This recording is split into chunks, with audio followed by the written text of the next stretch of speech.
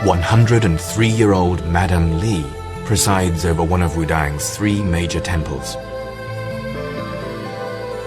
Although she is frail, she still practices Tai Chi for more than 3 hours every day, just as she has for the past 90 years.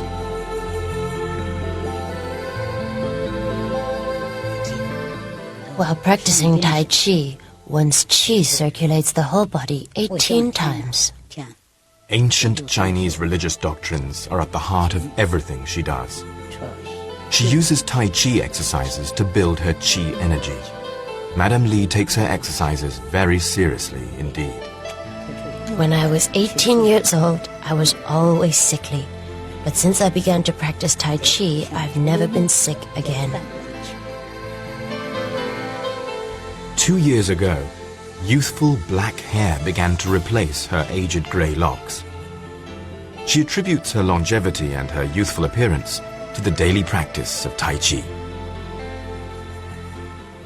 When I practice Tai Chi, the Qi circulates through my entire body.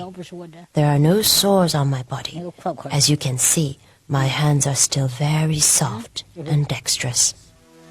Madame Li has been a Taoist nun and celibate since her teens. She doesn't regret not having a family. She has been single-minded in her devotion. Her path, her Tao, has been here, in Wudang. Taoism is an ancient Chinese philosophy.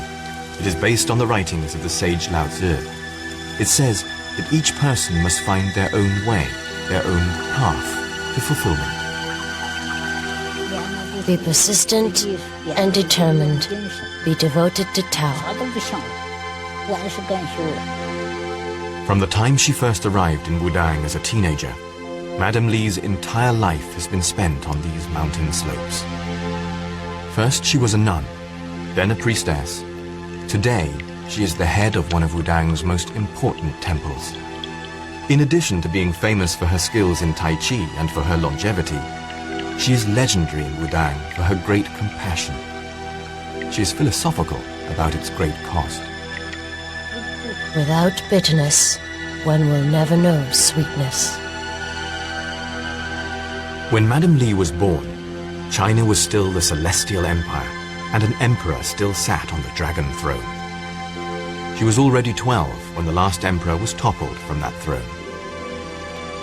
Like Jade Dragon, Madame Li had a hard childhood.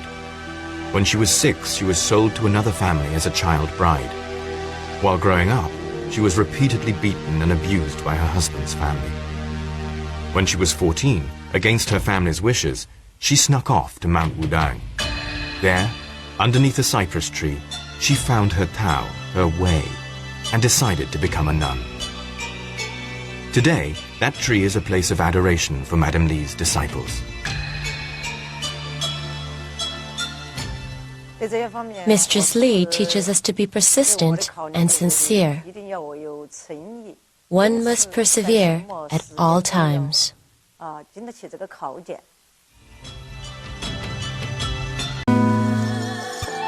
The founder of Taoism, Lao Tzu, said that we must be merciful and compassionate to others.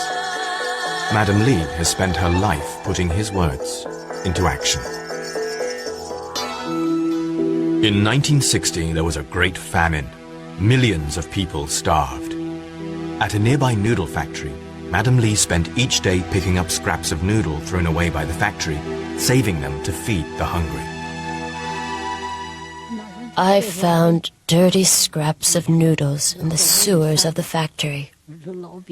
I would take as many as I could, wash them to make them edible, and then distribute them to nearby families. I never kept even one for myself.